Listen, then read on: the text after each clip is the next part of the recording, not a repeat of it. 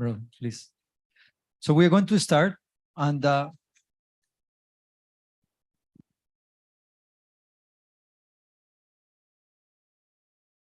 we are going to start. This session is about science and innovation.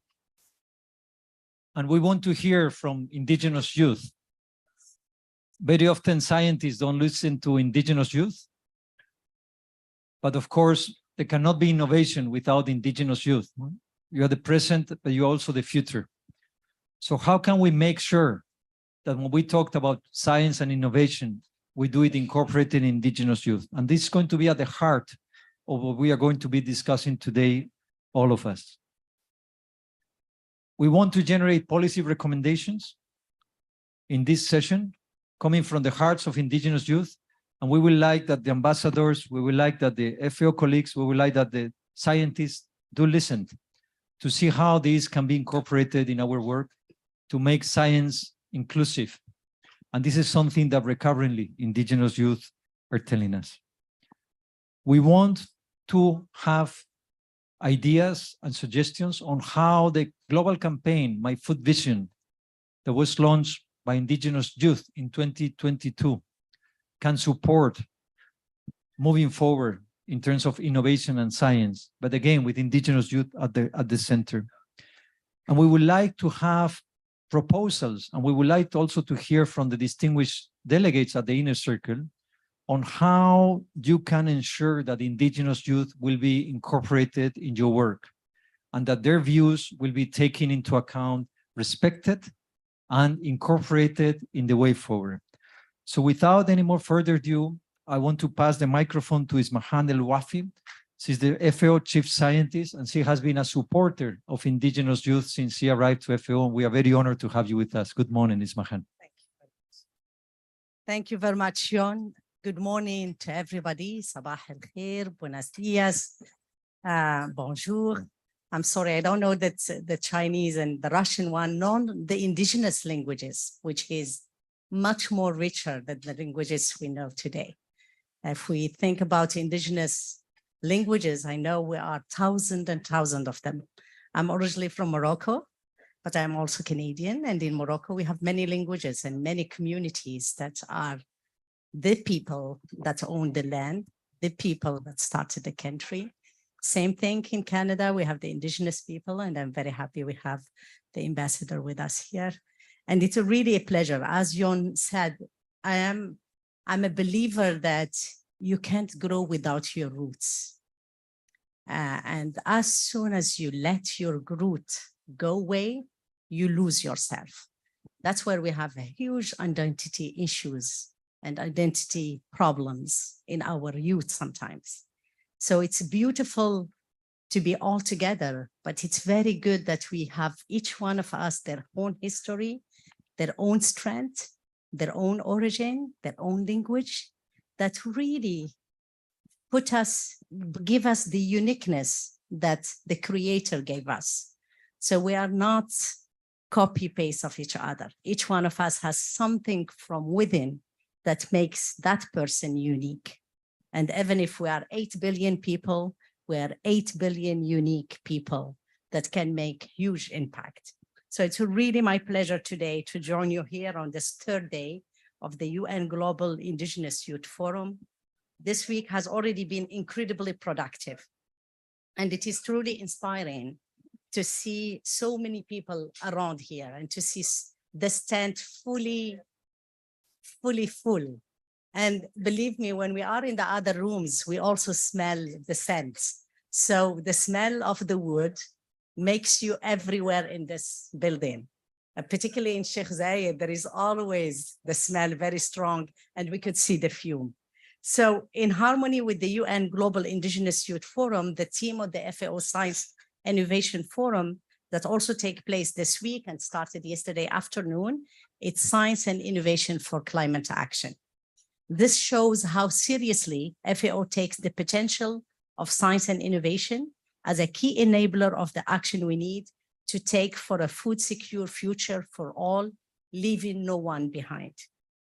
We believe that harnessing science, innovation, and technology can help us really get there. We need to produce enough food for everyone, including for indigenous people, with less input, with less damage on the environment. And to do that, what we need is science, technology, and innovation in its broader sense. We're not talking only about new technologies, we are talking about the wealth of knowledge and the wealth of information that is with indigenous people. So somebody yesterday told me, I was talking about that, I'm 52, and the people like me, maybe we were born in abundance, whereas the kids that are born today, they are born in scarcity. And it is true, it's because we have overused our natural resources. But our natural resources are definite, but our innovation, our knowledge, it's infinite. If we find a way to combine the local knowledge, the indigenous knowledge with the science that we know of today, and to explain it, because as indigenous people, and I consider myself one of them because my mom is an indigenous Berber in Morocco. When you believe, you don't need to understand what happens. But today, everybody want to understand the process. So the indigenous knowledge is very rich, but it's not explained yet, most of it. So if we combine the indigenous knowledge with the new methodologies that will allow us to explain it to the people, we will have a larger group that will believe in it. So your wisdom has been refined over generation and dynamically refined in response to changing condition. I had the pleasure of visiting many indigenous communities, particularly in Canada and in the US. And what I see there, it's a sense of community. It's a sense of closeness to nature. It's a sense of harmony with nature and harmony with species that I have never seen in any other places. So I think if we find a way to do it, we could really make a huge change in our agri-food system. So we feed the planet, but we also preserve the planet for the next generation. With that, thank you very much for accepting me among you. And thank you very much, Yon, for giving me this opportunity to talk to the indigenous youth people. Thank you. Yes, Mahan, shukran, barakallah. Thank you so much for finding time for us. So we are going to move now to Vincent Martin. Vincent is the director of the Office of Innovation. And we want to hear, Martin, Vincent, how can international organizations promote indigenous people's innovation?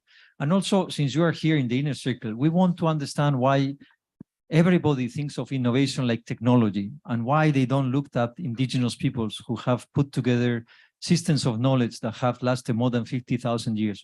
How can we work out this dichotomy? The floor is yours, Vincent. Thank you for being with us.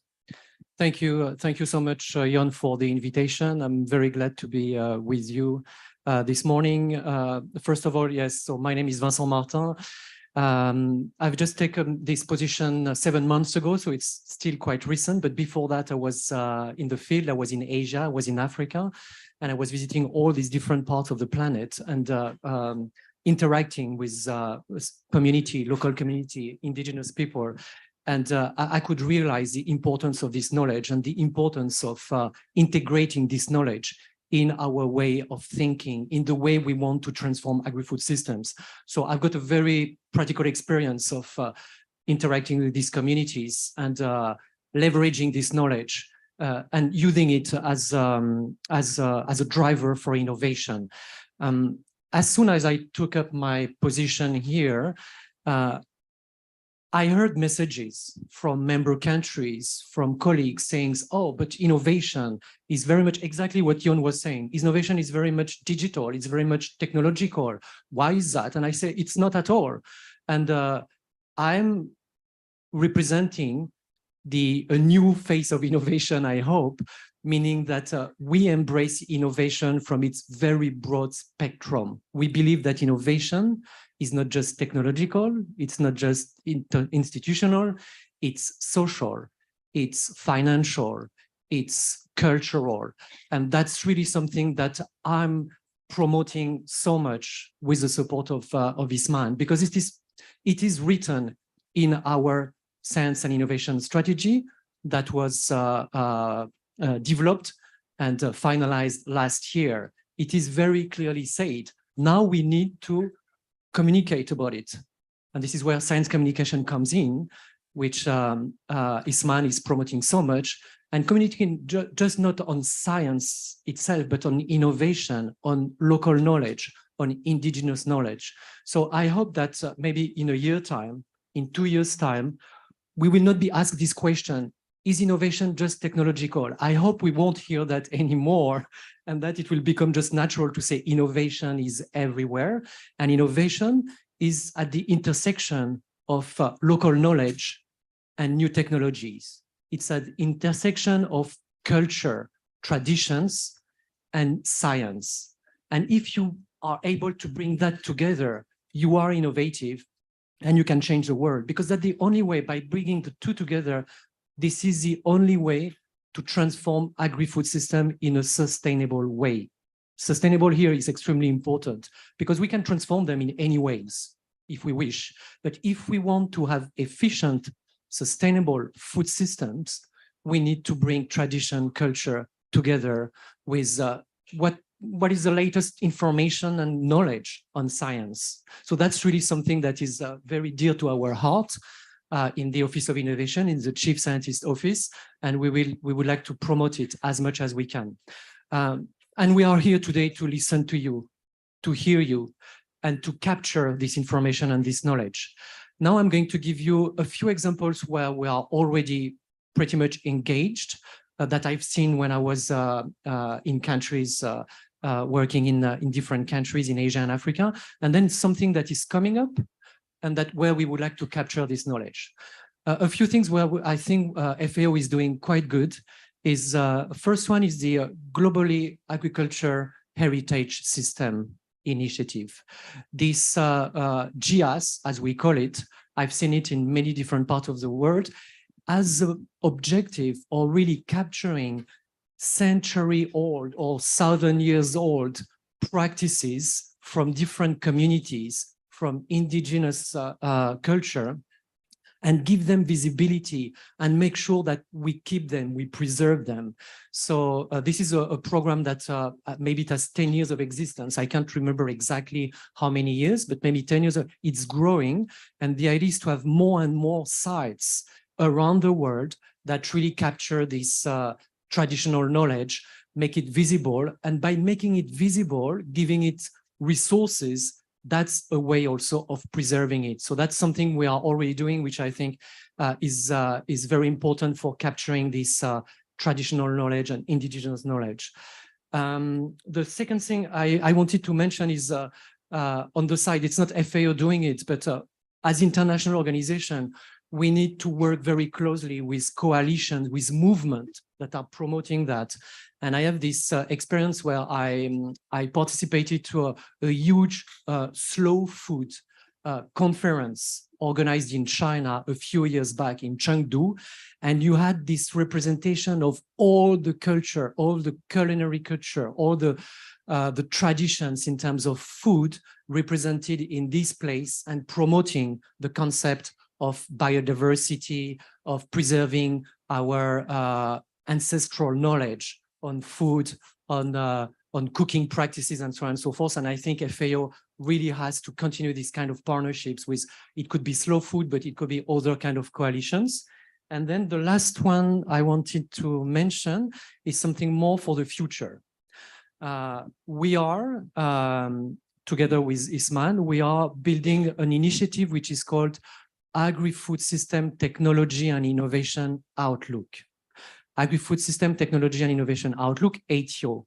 And this ATIO initiative, which is just starting, has the ambition to capture all the pre-emergent, emergent, or more mature technologies and innovation in the world, so that we would have a complete picture of all these innovations existing and how people, countries can use them to transform their agri-food system. And here, you could think that we are just going to capture the most technological information or what we are doing in artificial intelligence or digital agriculture and so on and so forth, or new genomic techniques, all these very high level and high resource intensive type of innovation. But no, what we would like to do, and that's the complexity, is how do we capture indigenous knowledge into this Atio initiative so that in our database, we don't just have technological innovations, we are able to capture this knowledge, which is extremely important. So that's something we are reflecting on. And I would like to have the help of Jon, his office, and you to make sure that we capture this knowledge in our offices. And one last point, if you allow me, Jon, do you give me one last thing? Is yesterday we had our opening session of the Science and Innovation Forum, and I was managing the second session on innovation. And I invited specifically one person who is an expert on frugal innovation, which is simple innovation. And what I would like to do in the Office of Innovation is to have a dedicated unit or experts working on frugal innovation, simple innovation, that are exactly what we are talking about today, which is at the intersection between science, knowledge that we have today, tradition and cultures, so that you can use simple innovation that have a huge impact. And we had this person who gave a fantastic talk, but it was really to show our intention to also go in this direction and embrace all this field of simple innovation, frugal innovation that can make a huge impact. Thank you very much. Thank you. Thank you so much. Thank you so much. I'm going to ask Ampon Jansen to join us at the inner circle together to Ambassador Miguel. And I want to invite other young indigenous experts, scientists to come closer to the inner circle. We are going to participate, and I want you to raise your voices and participate. We are going to pass the floor straight away to Professor Jose Esquinas Alcázar. He's the founder of the International Treaty on Plant Genetic Resources, and he's a plant genetic expert that has devoted his life to put people at the center in all the discussions related to plant genetic resources. Why are we using scientists, and why are we using science to divide people instead of bringing them together? Why indigenous peoples feel left out when we use the term science to give a sense that they are backwards, that they are primitive, that they don't have knowledge? What is wrong with this? Why are we using science as a divider instead of as an inclusive approach? What can we do differently? You have the floor, Professor. Muchas gracias, Jon. Muchas gracias a todos. Estoy plenamente de acuerdo con las ideas expresadas anteriormente de la necesidad de que haya una sinergia y no una contraposición entre lo que son los conocimientos tradicionales, milenarios, y lo que es las tecnologías.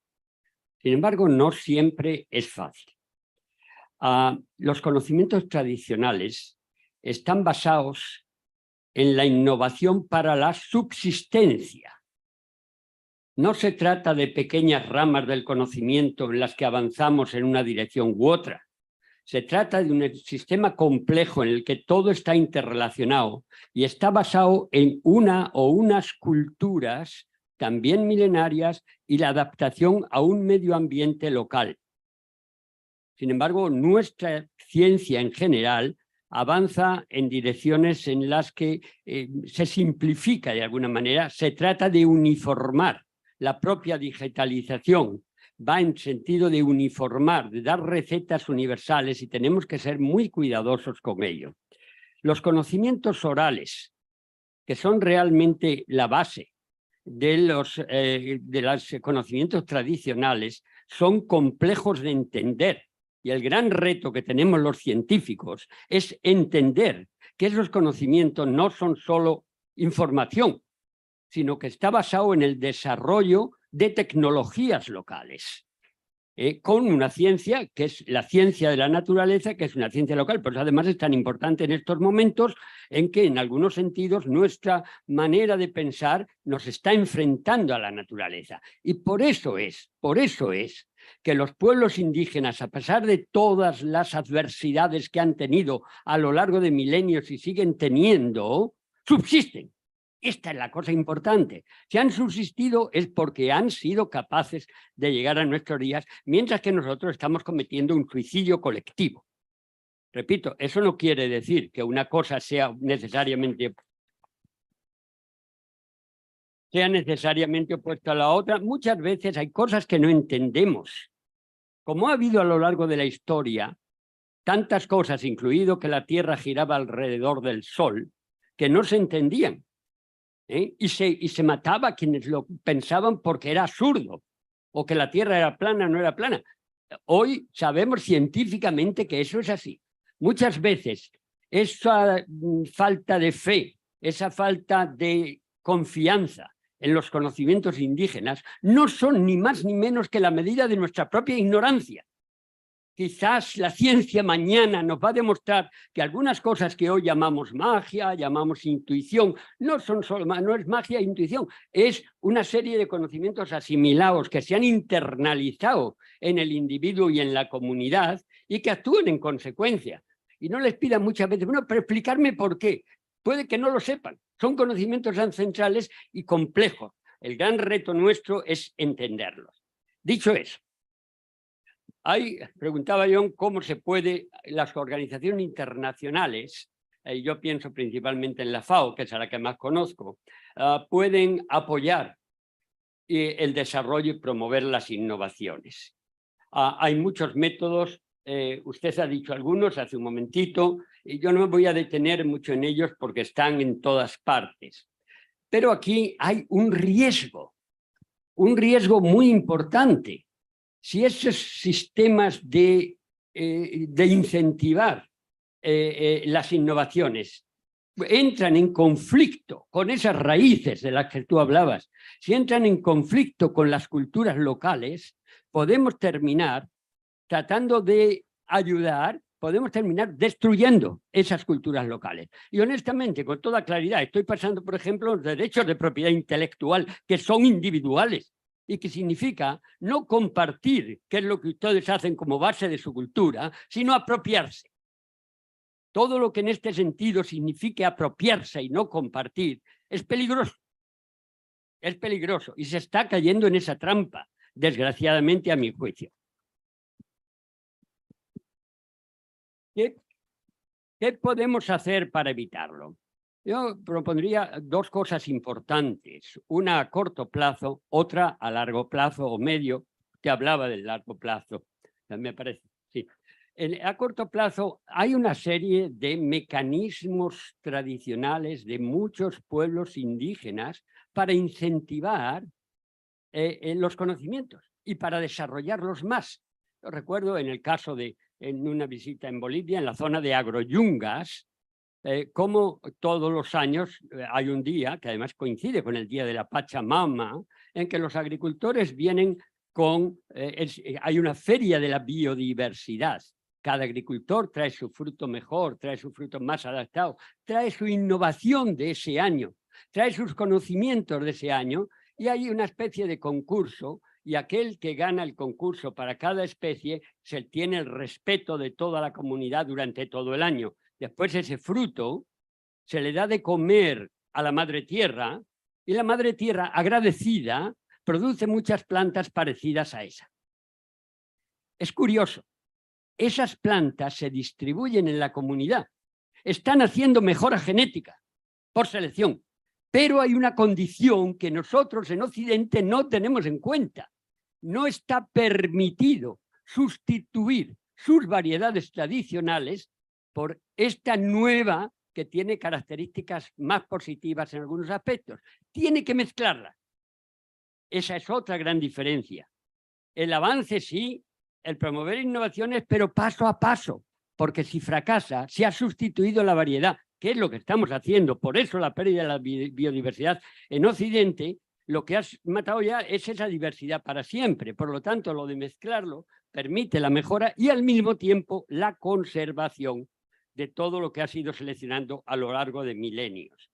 Bueno, en definitiva, yo creo que una manera muy buena de ayudar a la promoción es cogiendo estos mecanismos que ya existen tradicionales, por ejemplo, en el caso de la Feria de la Biodiversidad, que la tienen pueblos de Asia, de América Latina, de África, o algo parecido, el nombre puede cambiar, pues nosotros lo que hicimos es promoverlas, darles un reconocimiento oficial para que ellos sigan haciendo lo que están haciendo, pero con más fuerza porque hay un reconocimiento oficial e incluso a veces un premio tangible también. Entonces, eso es lo que propongo a medio plazo. No quiero decir que todo lo demás es malo, no, en absoluto. Digo solo que hay un riesgo. Ahora, a largo plazo, lo que en mis reflexiones me doy cuenta es que no existe ningún mecanismo de incentivar que se adapte a las necesidades de los pueblos indígenas. ¿Por qué? Pues porque no lo han desarrollado ellos. Y desarrollarlo nosotros, sin entender lo que significa esos conocimientos y sobre todo los orales, es peligroso. Entonces, yo lo que propondría ahí es la FAO tiene varias funciones: financiar proyectos, tener expertos y ser un foro de negociación.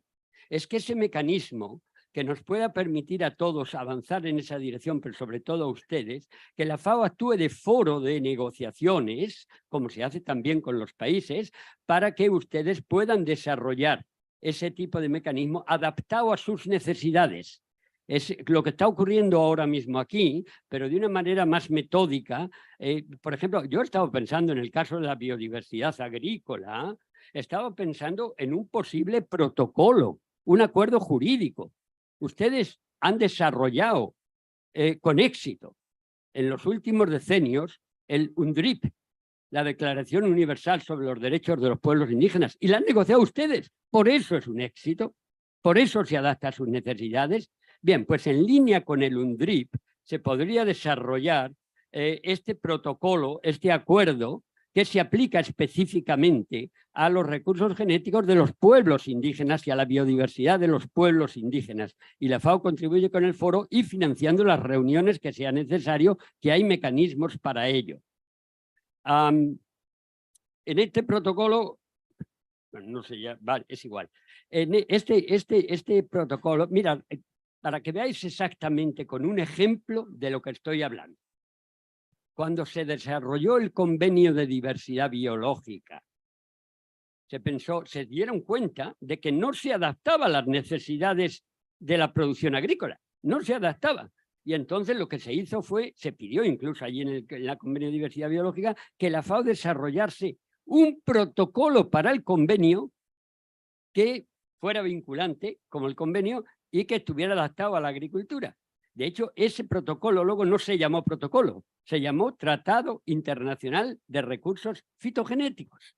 Y eso es lo que tenemos. Hoy nos encontramos con que ese tratado, ratificado por 160 países, y por lo tanto ha sido un éxito, pero no se adapta a la mentalidad, a las necesidades, a las culturas de los pueblos indígenas. Bueno, pues desarrollemos de la misma manera un protocolo del propio tratado específico para los pueblos indígenas y que tiene necesariamente que estar en línea con el UNDRIP.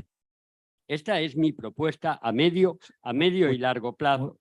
He hablado con algunos... Perdón, claro. Muchísimas gracias, Pepe. Lo vamos a dejar ahí. Muchísimas gracias. It's an extremely, and my apologies, but it's an extremely powerful proposal that is already in the inner circle, and therefore we can build upon that. We want to listen to, we have listened to the elders, but now we need to listen to the youth, because as you know, this is the only forum in the whole UN system that is dedicated for indigenous youth. And Ismahan was talking about language and diversity. There is 94 different nations inside this tent today. There's 94 different indigenous peoples inside this tent, speaking more than 98 different languages and coming from 55 countries. So I want to ask the elders to listen to them, because they have traveled a long way, and very often what they tell us all the time is they don't listen to us. They don't give us a space.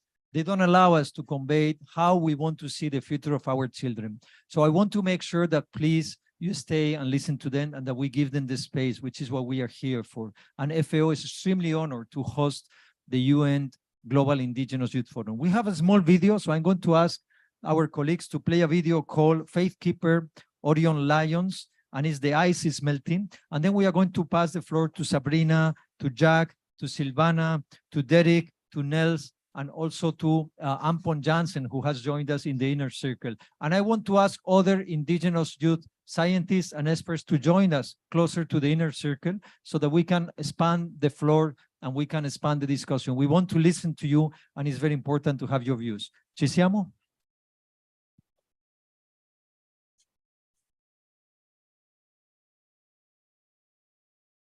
We began this conversation with a historical perspective, but also with the understanding where we are in this contemporary times.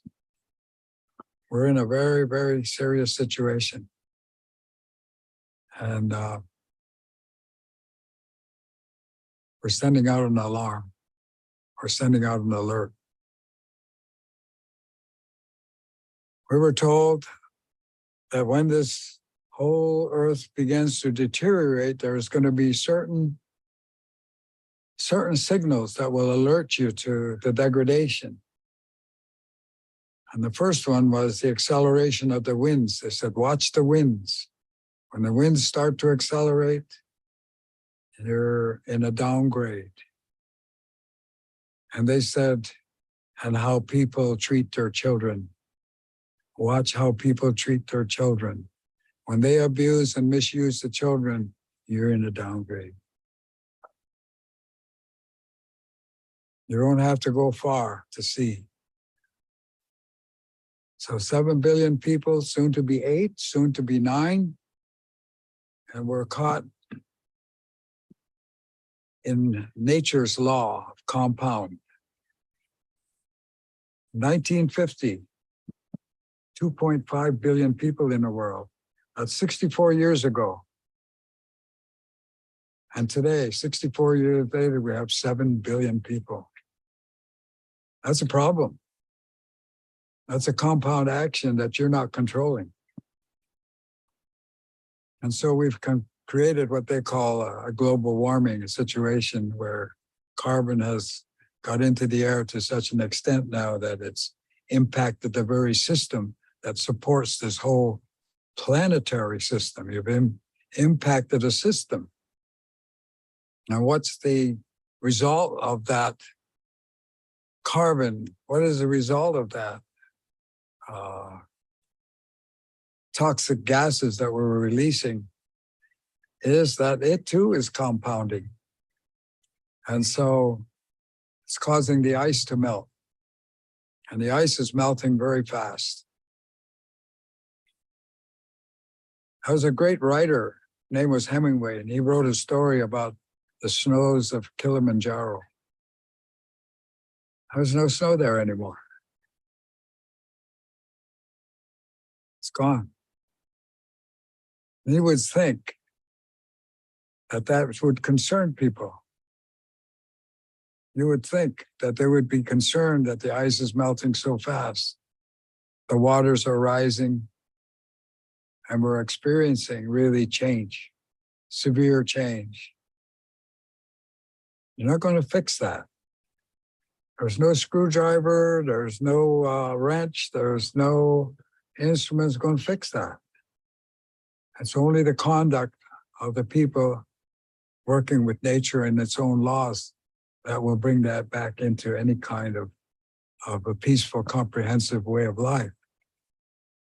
2000, the year 2000, we were invited to the United Nations by a great gathering of religious spiritual leaders. And they asked us to make a message. And so we made that message. And that message was, the ice is melting. And no matter how profound your declarations are, and no matter how mind-bending, influential those statements are, the ice is melting. It's not listening to your words. It's not listening to your ego. It's not listening to your ideas. It's simply melting, because that's the law. That's nature's law. And so nature's will prevail. When the peacemaker planted that great tree of peace here, very symbolic tree that he planted, and he said, this tree is going to reach to the sky and everyone can see it, this great tree of peace, based on the spiritual laws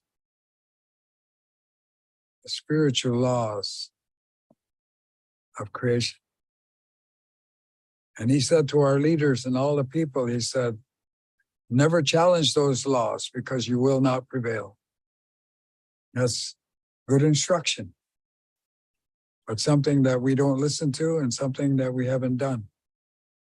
So we've challenged those laws right up to right now, and we seem to be hell-bent, I guess, if you want to go in that direction. There'll be plenty hell-bent from the consequence of what we're doing now. And as global warming advances and heat comes and rain comes, where it will be wetter. Here it's going to get much wetter than it is. We'll have a hard time getting your plant in the ground in the spring because it'll be too much rain. And then it will dry out at the end of the year. When you're looking for rain, you're going to get it. And then where it's dry, it's going to get drier. Right now, California is in a crisis. They have 1 year of water left. Can you imagine? No, it's hard to imagine.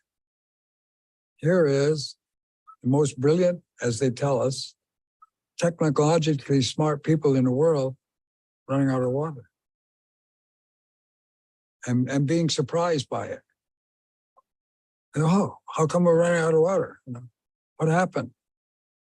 It's pretty late in the day. It's pretty late in the day. But let's see how this goes. Beetles, nature. You can't negotiate with a beetle. They're not going to listen to you. He's just going to eat your trees. That's all he's going to do. Everything was in balance at one time. The beetle could eat the tree. The tree would survive. But now, with things getting warmer, the beetle has 2 life cycles. The second life cycle will kill that tree in 1 year. And that's what he's doing. He's chewing his way right up the West Coast, all the way to Alaska. He's killing trees. He's over here. Just coming over here. He's going to chew these trees down now.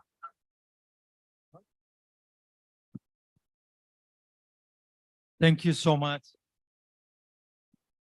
to Grand Chief Orion Leons for those inspiring messages. We want to listen to Indigenous youth. We're going to pass the floor straight away to Silvana Lesuda from the Samburu people in Kenya. The floor is yours. Thank you so much. Good morning, everyone. My name is Silvana Lesuda from the Indigenous people of Samburu. We are from the northern part of Kenya. Samburu people are pastoralists in nature, so our livelihoods depend entirely on animals. Over the past few years, we have had severe drought due to the climate change, and we've tried finding our ways of survival in terms of food. This comes because you'll find that after the severe droughts, lots of the pastoralists have lost their livestock. And we've been depending on these livestock for food. That's the meats, the blood, the milk, in exchange even selling and getting other food items. So the past few years have been terrible for the pastoralists, and we've gotten other ways of having food. That is by, in Samburu, in the pastoral community, we can use, the people can determine the weather forecast by looking at the goat's intestines. So their weather forecast, the traditional weather forecasts, not even the tradition. They've tried passing this information through the intergenerational talks, so that even the youth, us, we can be able to determine if the rains are coming. So after the goats is slaughtered, you can easily know if what part of the country will be raining. By displaying the intestines, you'll know if it's the upper part or the lower part, or even if it's much rains are coming, or even short rains are coming. So this will even help them when they are moving animals for pasture. They will know which direction to take. So, and due to the drought, I have a community-based organization, so I work closely with the women. And as a organization, we've trained women on depending on other sources of income or food. That is, we've started the smart kitchen farming, or the multi-stairs. They're using the gunny bags. So in this, we help the community, the women in the community, plant vegetables, various types of vegetables in sacks or locally available materials, or the gunny bags, but they will plant going up.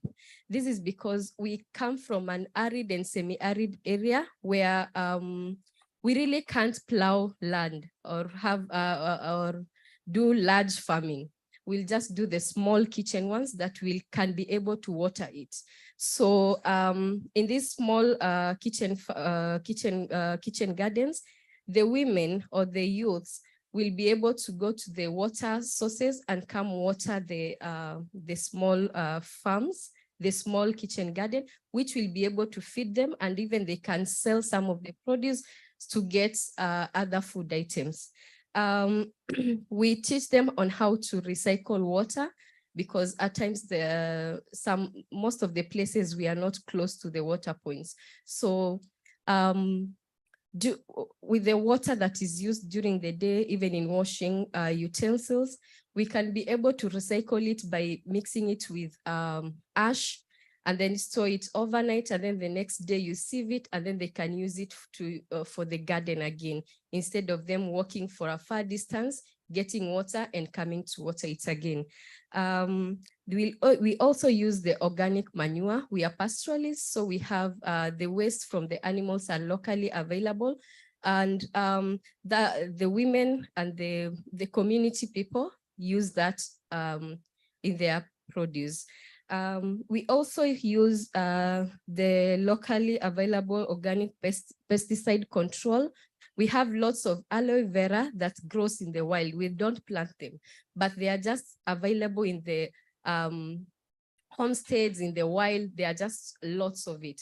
So we've had ways of using the aloe together with other traditional plants. We mix them and use it as pesticide control. We'll just spray them on our food, on our vegetables.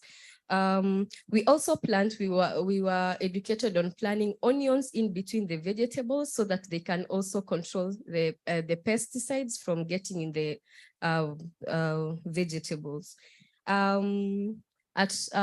Recently, we used the locally available materials to use, like the nets, to protect the sun rays or even other pests from invading the vegetables. Apart from doing that with the community, we've also started these programs in schools. In Samburu, in the pastoralist community, children go to school for food, not even for education, because at home you'll find that it's very drought. People won't get food, but a kid will be forced to go to school because she or he is sure that she will get a meal there.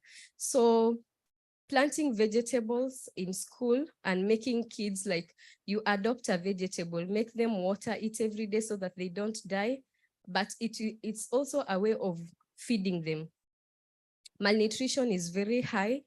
It's around 30% currently in the northern part of Kenya. So diversifying this food, apart from the meats, having these vegetables that are planted in schools also helps in in nutrition.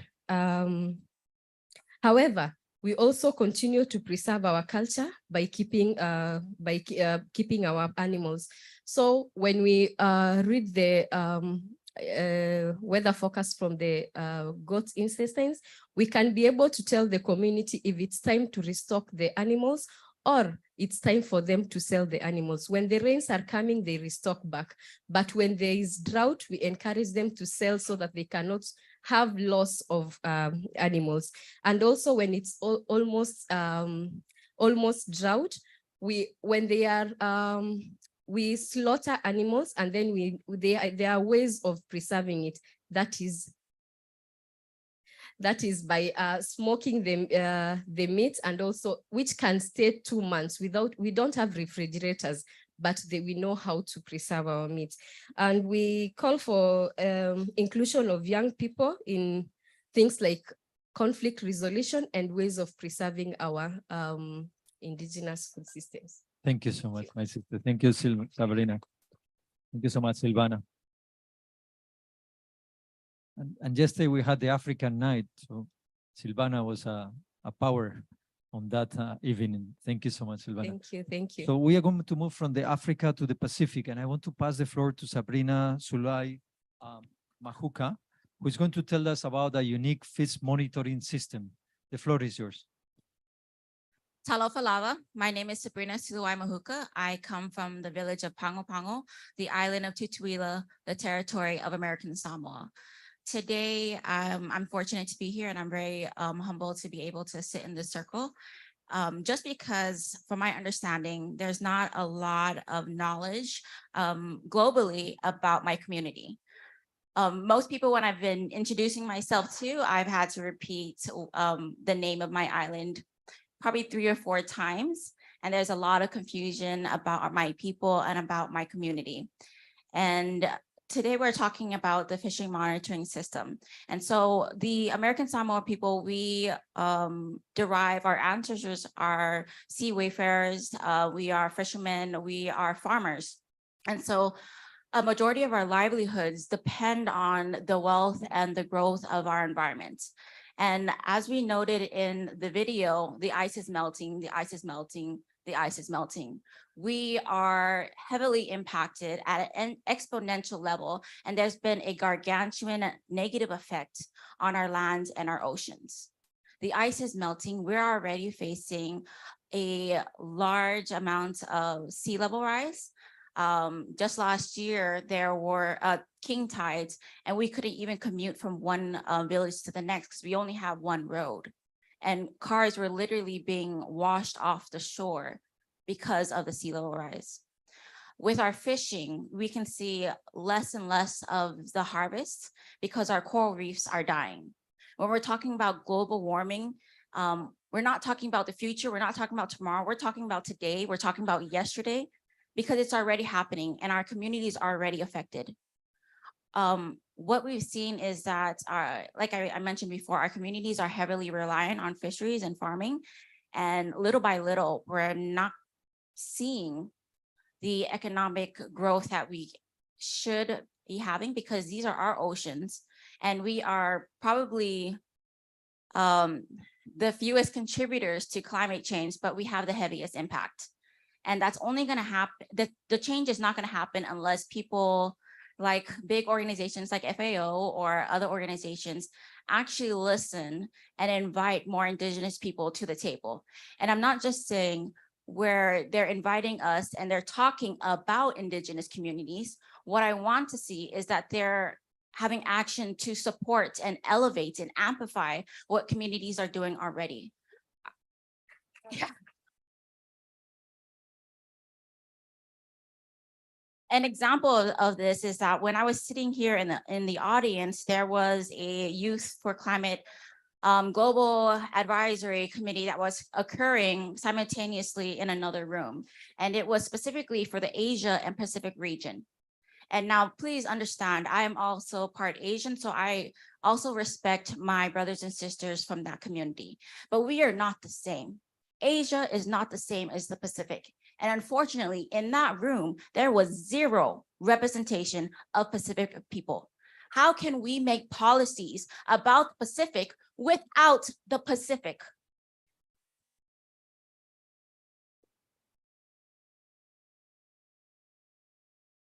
So in conclusion, I know we're short on time, but what I wanted to say is that when policies are being made at a higher level, please remember us, remember our name, remember who the decisions are made for. And it's not just yourselves, but it's all of us in the Indigenous communities. Thank you.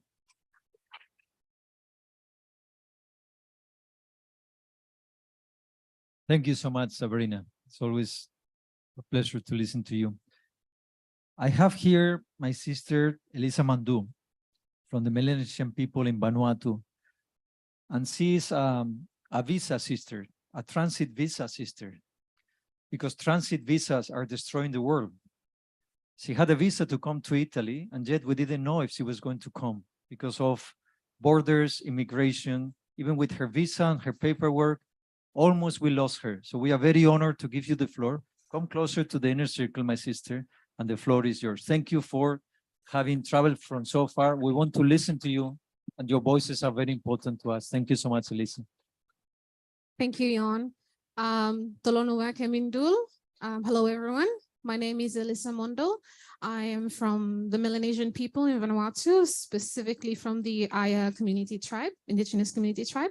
I'm here today to, well, first of all, I would like to say it's a great honor to make it all the way here. It's so hard to leave the Pacific and travel all across the world to a foreign land, but it's a great honor to be among all the Indigenous youths from the 7 regions. It is truly a great honor to be able to stand here today and represent my people.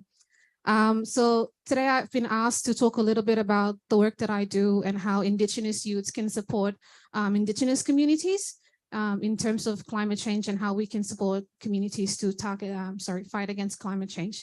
So I'm from Vanuatu, and in Vanuatu, it's in the South Pacific. I've been getting a lot of people asking me, where is Vanuatu? So we're in the South Pacific, we're a small island nation, and we're one of the, we're amongst other Pacific Islanders that are currently fighting against climate change. So you could say that it is heartbreaking to say that most of our islands are sinking, but it's not only that, it's also our culture, our Indigenous rights, and our Indigenous identities.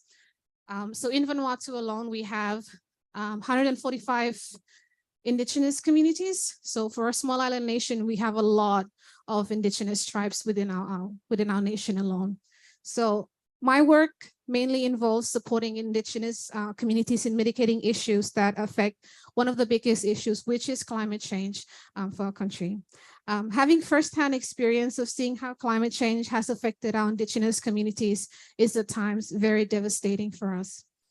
However, our people are very resilient. We're a very resilient country. When people ask us, what's it like being a country prone to natural disasters and climate change impacts, I would say it's starting to become something that when you ask my people, you know, you just had 2 twin cyclones this year within a period of 3 days. We had faced 2 cyclones within a period of 3 days.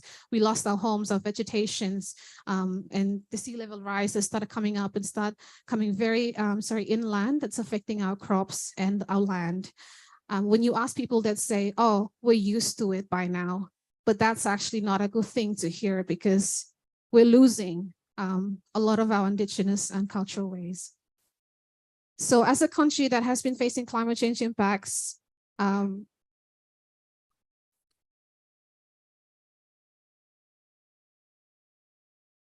most of our Indigenous populations are located in rural areas. They're also the main population that cultivates and produces local foods and that feed traditional crops, the majority of our population. Due to the impacts of climate change, and in one of our previous surveys that I was part of, that we carried out in one of our Indigenous communities, we found that droughts and dry seasons have been affecting the water resources in our communities. So a lot of people are finding it hard because most of our Indigenous communities rely on streams and duck wells or natural wells to get water. But due to the dry seasons that are coming around in the previous years, people are starting to find it hard to get fresh water from the communities, from the streams and the wells. Majority of our indigenous communities rely on crop cultivation for food and income. So since my last work in one of our indigenous communities, I can say with a heavy heart that we are losing our traditional methods of cultivating crops. More youths are leaving the indigenous communities to move to the cities to find work. And as one of my brothers briefly said yesterday, find an easier way of life.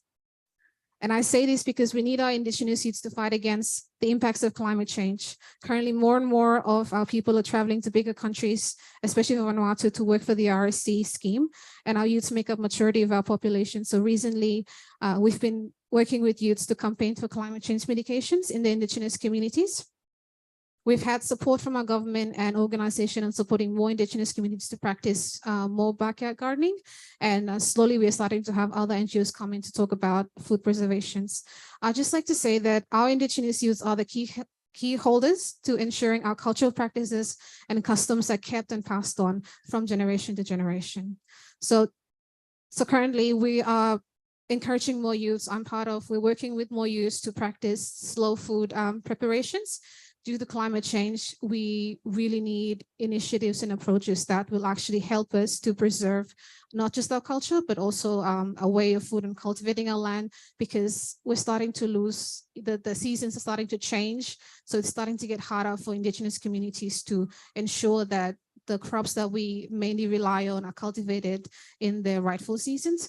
So as a youth, I'm just going to close because time's going. So as a youth, I'm here today because I'm really interested to hear more from other indigenous regions on what are your initiatives and approaches that you use to ensure you have a sustainable way of preserving that indigenous way of preserving food, and not just that, but also culture.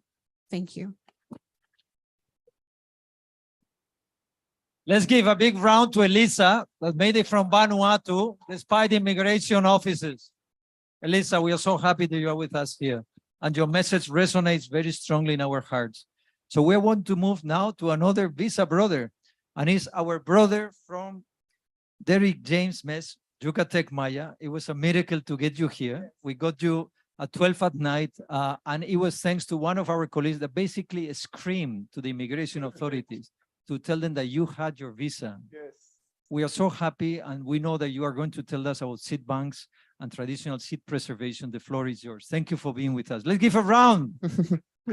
Thank you. How much time do you have? ¿Cuánto tiempo tengo? Vamos en tiempo indígena. Entonces vamos 15 minutos por detrás. Entonces dale 3 minutos. Perfecto. So, greetings everyone. Malob King. Buenas tardes. Bonjour. Bom dia. Obrigado. Solo eso sé. Solo eso sé. I want to speak a little bit of what we're doing in the country. I live on a farm, a 27-acre farm, where we produce 75% of what we consume. And with my family, we realized that we have to start from somewhere, right? One person attracts another person, two persons attracts a family attracts a community, a country, a region. So we have to start from somewhere. So we said, let's start to do something, right? Hay que iniciar a hacer algo. But we wanted that something to do a lot of things. For example, to contribute to food security, for it to contribute to conservation of the forest, for it to contribute to empowerment, not only for men, but for women, for youth, elder folks, everyone, right?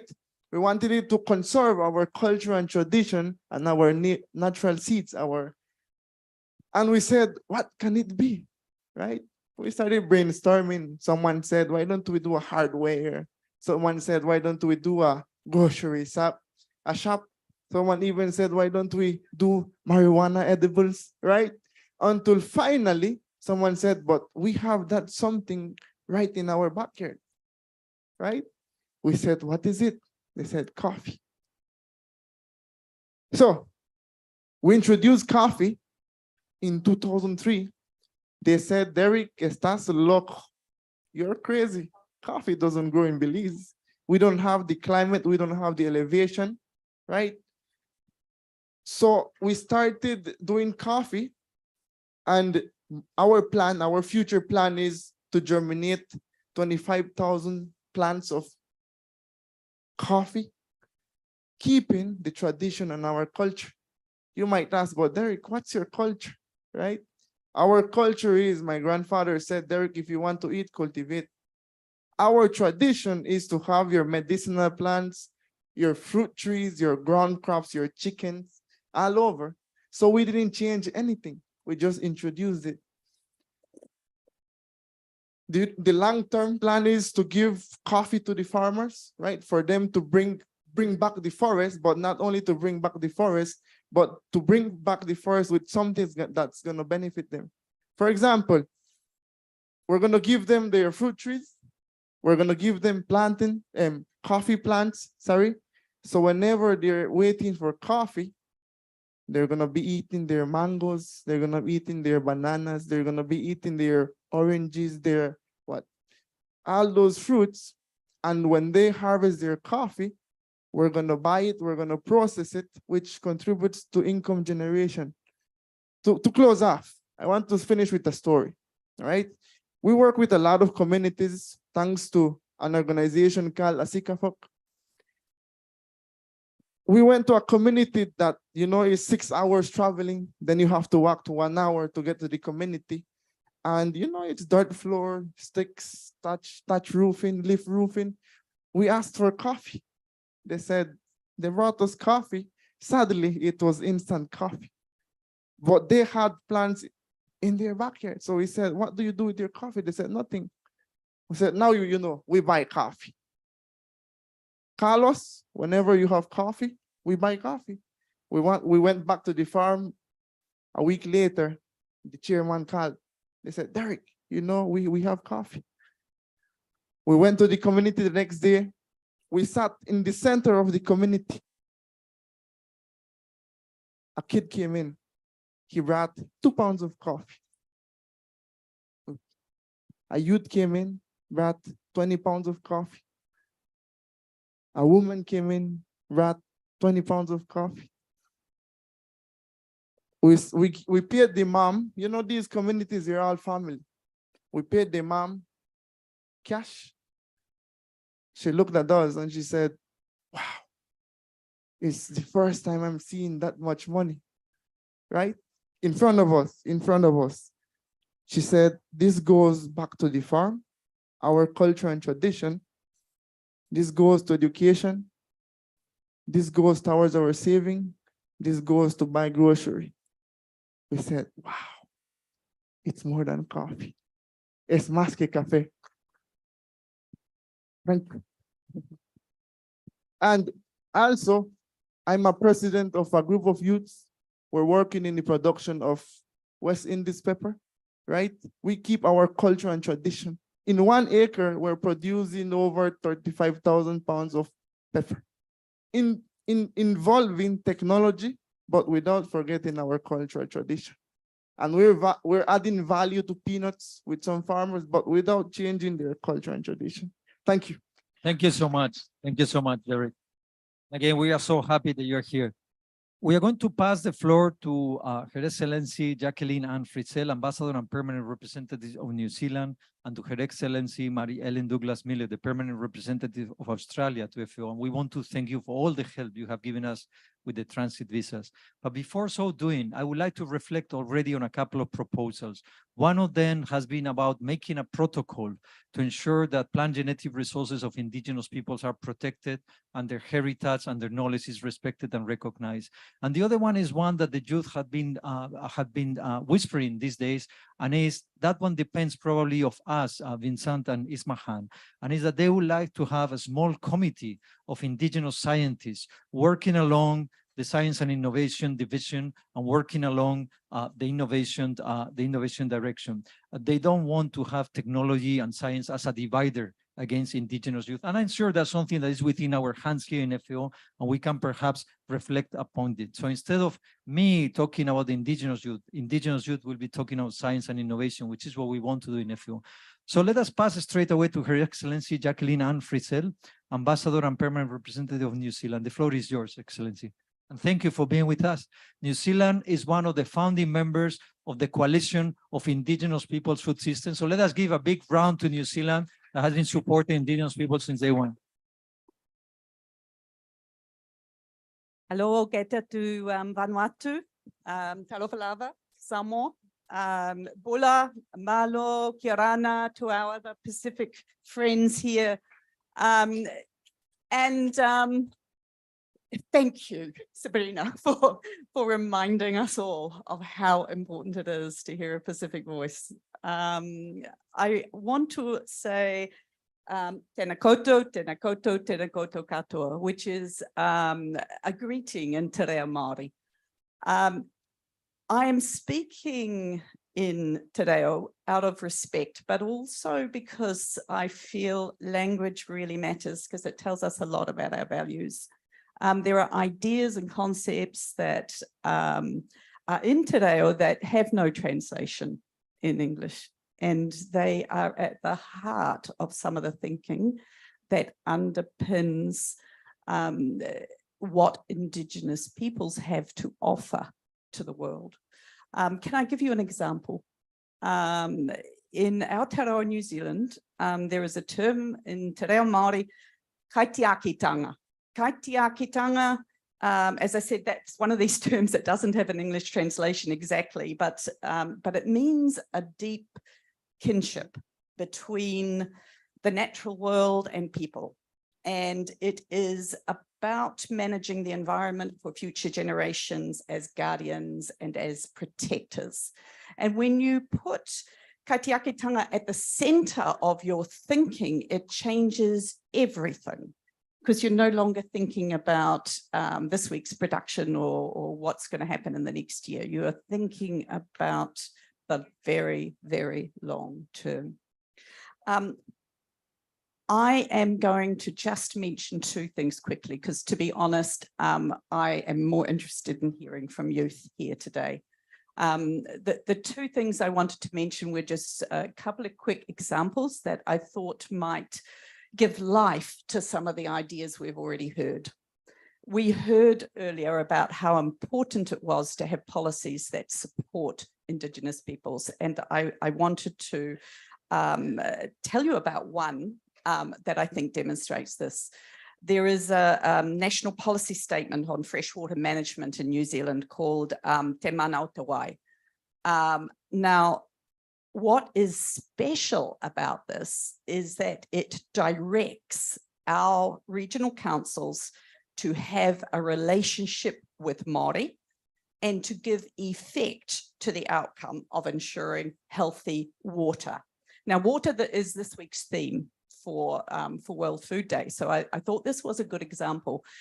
I spoke this morning, by coincidence, I ran into one of the people who was involved in negotiating this. And he said they fought hard for the words to give effect, because it means they have to make it happen. And I think this is a way for Indigenous people's knowledge to become a part of the decisions. So local knowledge becomes a part of the decision making around water resource. Now, the other thing I wanted to do, one more example, and then I'll hand over, and that is just the question of, we've heard a lot of fantastic examples of Indigenous knowledge and how it can, the huge mana and contribution it makes to production. I wanted to talk about financial innovation, and I want to bust a myth. And that myth is that Indigenous people's knowledge is only relevant on a small scale. Again, I'll give you an example. I met this week with 30 Māori growers who were here in Italy. They're part of a very sophisticated global supply chain that partners with Italian growers so they can provide year-round supply of kiwi fruit. At the same time, they managed to maintain their values around Indigenous peoples by ensuring they maintain collective ownership of tribal land, and they use these agribusinesses to provide employment and training for their youth. What we're seeing in Aotearoa is a Māori economy that's projected to grow to $100 billion by 2030. And within that, the Māori food and fibre economy is growing fast. So I will leave it there. And I just want to reiterate the principle: there is nothing about us without us. Thank you.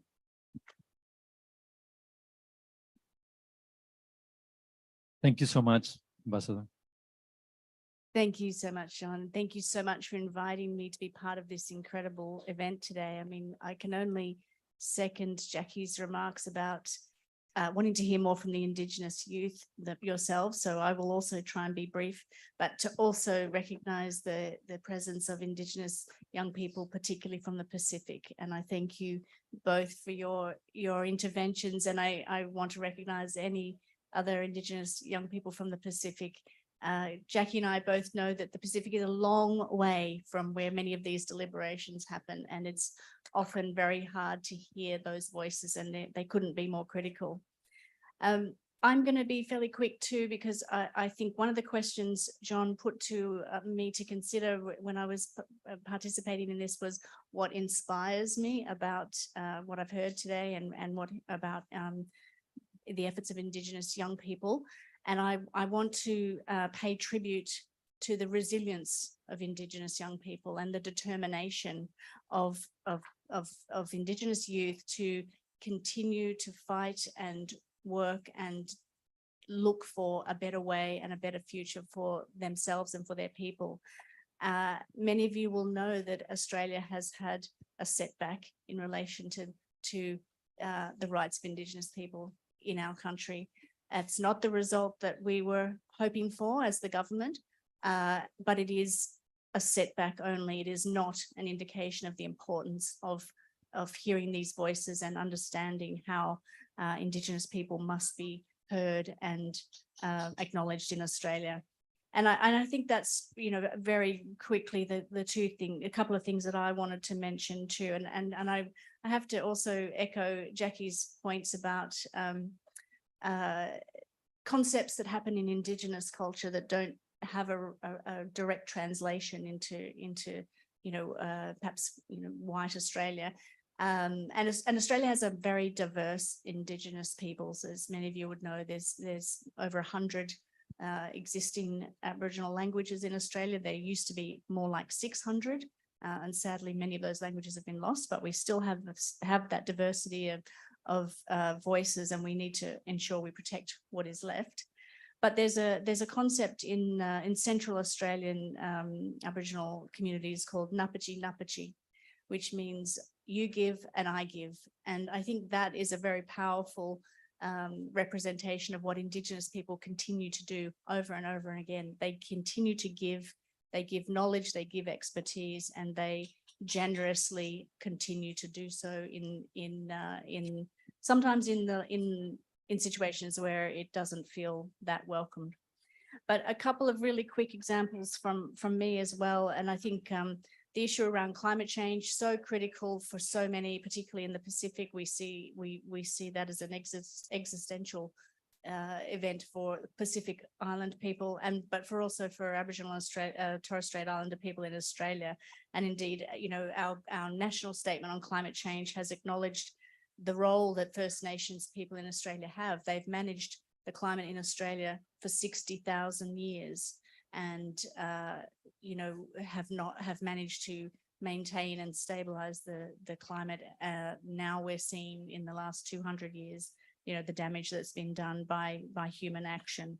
So I wanted to sort of recognize that, and recognize the tribute that's paid in Australia to Indigenous people and their knowledge around fire management. You can imagine how critical that is in Australia. Biosecurity, Indigenous programs are really at the front line of our biosecurity. Australia is an island. Sometimes I was previously posted in Denmark, and I had competitions with my Greenlandic friends about which was the biggest island in the world. And because Greenland is often described as the biggest island in the world, and Australia is the biggest island continent. So we decided a draw was in order. But, you know, we have an island continent that we protect thanks to a lot of Indigenous knowledge. So I mentioned that. And then I just really wanted to quickly to support the innovation concept that innovation doesn't have to be new things. It's actually about learning from what has been done well before and moving it into as you talked about, an intersection of tradition and science, and the importance that is happening there. And in Australia, we're working very hard with First Nations people to produce, some of those important bureaucratic things like agricultural product frameworks and so forth, which will mean that Aboriginal and Torres Strait Islander Australians products can be taken to scale into the global market, and that's very important. And in terms of connection to youth, I think what is most important to point out is that all of these things create community and strength and employment and opportunity for Indigenous youth, and Indigenous youth are the recipients of the knowledge handed down from their elders, and without that we would not be able to continue that tradition. So I pay tribute to the youth, and I thank you so much for inviting me to be part of it. Thank you. Thank you so very much. And as you know, when we launched the only forum in the whole UN on Indigenous youth, and FAO is honored to do it, we also did an application online. And actually the largest group that applied was from the Pacific. So we did a tremendous effort, and this is why we feel honored, and this is why we invite both of you to the inner circle, and we are extremely thankful that you came here. I want to acknowledge New Zealand, because the first ever event that was done on Indigenous peoples in the CFS, we did it with New Zealand, we did it with the Maori people, we did in 2014. Ever since, there has always been a side event on Indigenous peoples on the CFS. And always the first step is always the most complicated one. So we honor that support from New Zealand, and we look forward to continue having that support from New Zealand. I want to reflect on the Katia Kitama, because this is extremely important, and is the knowledge from Aratora that it comes to us. And extremely important because in a minute, we will be talking about an application that we are developing in FAO to connect Indigenous peoples' cosmogony and terminology to global negotiations and the terminology that is following very often English, and that is so complicated for many Indigenous peoples to understand and follow. There's two worlds that are disconnected. We talked about this application with Vincent when we met. We are programming it ourselves in the Indigenous Peoples Unit, and we look forward to presenting it to you in a couple of minutes. But I want to give the floor now to our brother, who is Mbing Sunting from the Oran Rimba. And the Oran Rimba are very particular people. He's going to need interpretation because he speaks his mother tongue. And I asked my sister to help us with interpretation. The floor is yours.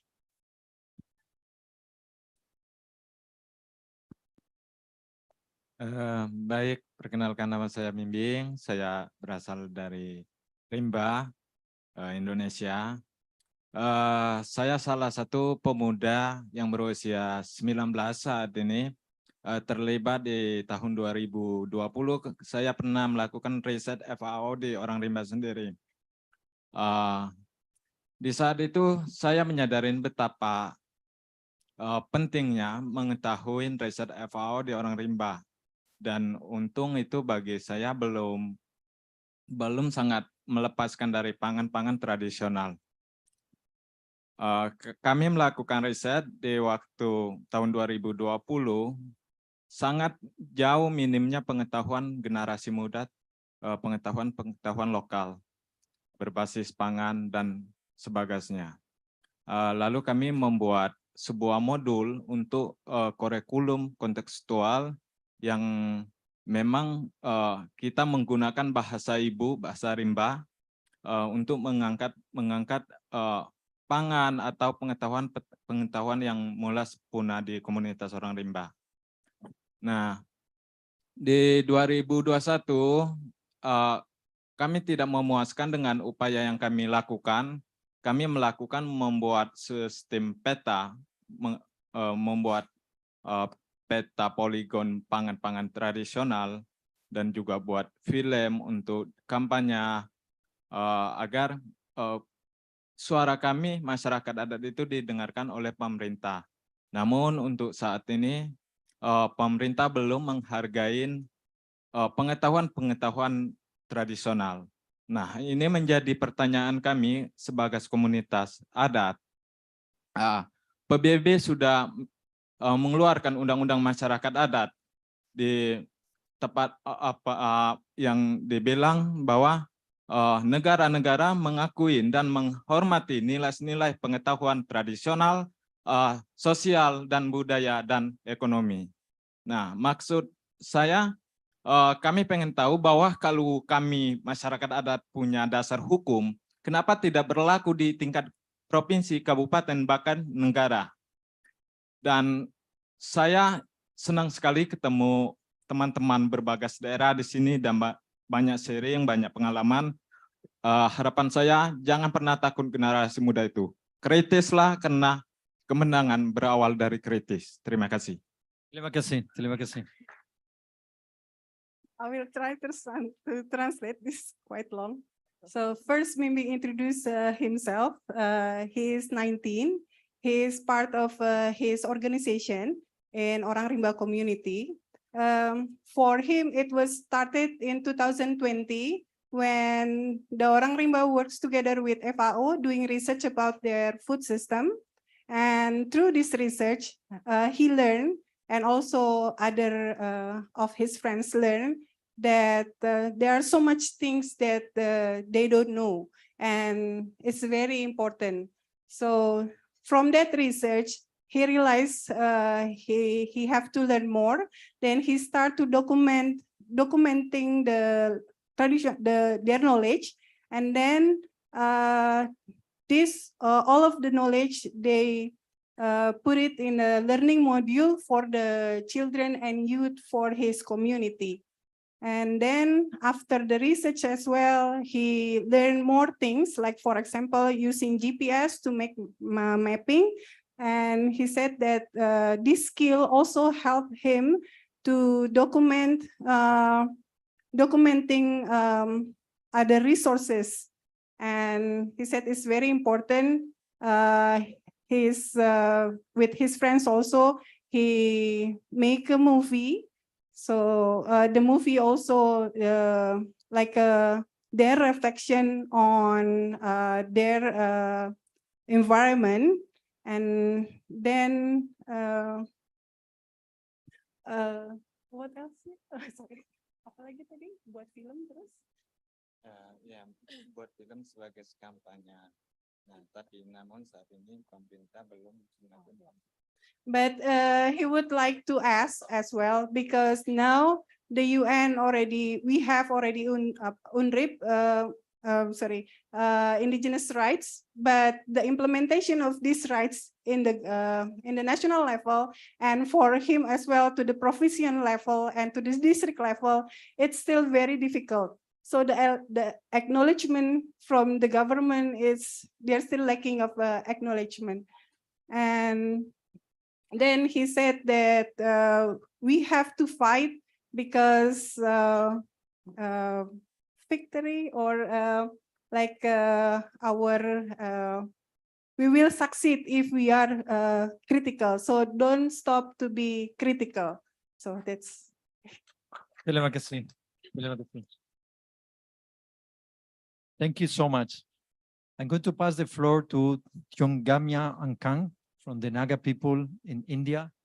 Very important person for us because he's related to a member of our team, and we are very honored that you are with us today here. Thank you. Mahai Rerel. Good afternoon, everyone. I respect every one of you here for your time and for your energy to listen to my story. I want to tell you why I do what I do. My name is Twingamla Angkang. I'm from Tangkhul Naga people. My ancestors were great observers of any changes in the seasonal rhythm. They knew all the birds, the roars of the rivers, the denseness of forests, and documented everything in songs and stories. Unfortunately, many ancestors passed away in war and conflict, leaving short gap of time in knowledge transmission. My father was one of the last customary writer who also passed away, leaving a legacy to continue what he started. My people considers seeds so sacred, and it has been the backbone of why our agriculture thrives and resists climate change, but it is slowly diminishing. In this two world of having a rich ancestral knowledge and my passion for having a great skin, I founded my cosmetic company, Secrets Cosmetics, based on indigenous ingredients, giving back power to indigenous farmers. It was my grandma who taught me how to take care of our skin and hair with indigenous seeds, oils, nuts, and leaves. Such knowledge was transmitted to me, and I'm bringing change through that in my community. I'm building an innovative business where people can see that indigenous youth can do anything they have set their mind to. The world is not kind to everyone. The place that I called home, Manipur, India, is so much in conflict right now that I had to leave home and start everything afresh in a completely new city called Mumbai. But my ancestors never left me. They taught me resilience. I found strength to continue my mission of creating innovative solutions in cosmetics world through indigenous knowledge. This entire week, I met many of you, my indigenous brothers and sisters, and I'm re-energized to know that I'm not alone. I will carry back this strength and bond to my new home to comfort me. I have you all and I have no fear. My win is your win, so is your win becomes mine. I want to put forward this message. Indigenous youth hold a very special connection between ancestral knowledge and innovation. We need to harness the best of what we can offer to the world through ecosystems that understands our aspirations.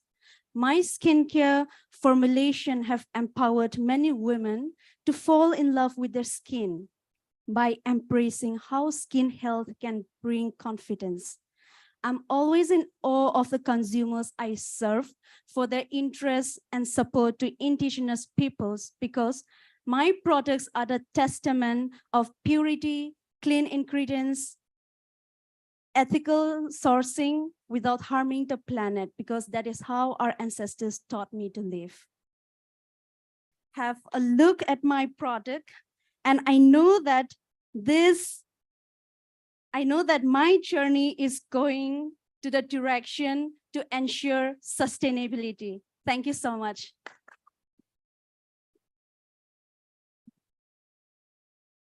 Thank you so much, Twingamia. Thank you for reminding us that there is no cosmetics industry, pharmaceutical industry, or superfood industry without indigenous people's knowledge.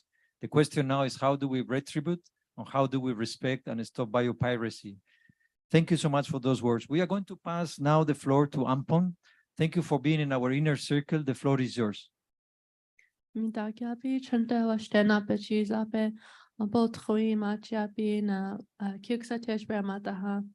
Hello, everyone. My name is Anpo Jensen. I'm from Pine Ridge, South Dakota in the US. I am Oglala Lakota, also known as the Tituwa.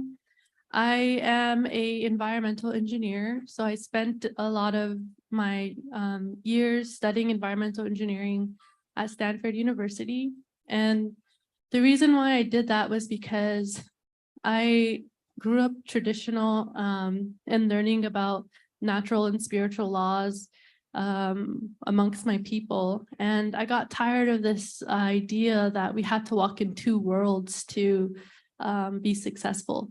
I wanted to show that my ancestors are already intelligent and they already have the solutions. So when I studied math and physics, I understood these laws to be already a part of our culture, the spiritual and natural laws. So it was more of returning that experience and those technicalities back, or that technical information that I was learning back to my community. I'm naturally a very solution-oriented person. I always try to problem solve and look for ways to address the issues that we already know is happening and has happened and has been happening over the past 500 years, known as colonialism. So what I do, though, is I implemented a indigenous-led, youth-led water research project where we went across our sacred sites known as the Black Hills, and we identified areas where there is possible contamination due to the legacy gold mining and the violation of our treaty rights and our Indigenous peoples' rights. So I noticed that as a researcher, there wasn't any data on any of the territories, what was in our waters. And so if we don't know what's in our waters, how are we going to grow food if it's been kept and gate kept in that fashion? So I really wanted to start to study and address that. And so it was 1 year, what money I could find, I hired at least 10 Oglala youth, and we went out and did it ourselves. We were not going to wait. We wanted to do it. So I'm here because I took a rights-based and treaty-based rights approach to science. And so we're talking about looking for solutions. We're talking about using the youth, and we are the solution. We are the embodiment of that change. So I'm here because they tried to sever my relationship when they put us on reservations. They tried to sever our relationship with the world. I'm here to nurture that relationship with all of the other youth here, with all of the delegates that are here. And I really want to emphasize that we do need funding. You know, I had minimal funding and I was able to make do with what we had.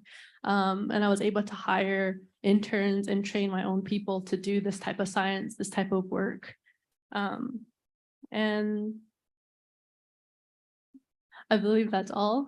Thank you for your time and attention. Thank you. Thank you so much. I know some of our delegates in the inner circle have to go. So I know Vincent Martin has another meeting. I know Ismahan has another meeting if our ambassadors also have to go.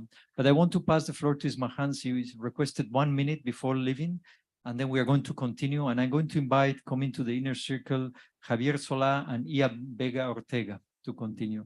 Ismahan. Yeah, first I want to apologize that I'm leaving. I feel really bad about it. The second, I have just 2 messages.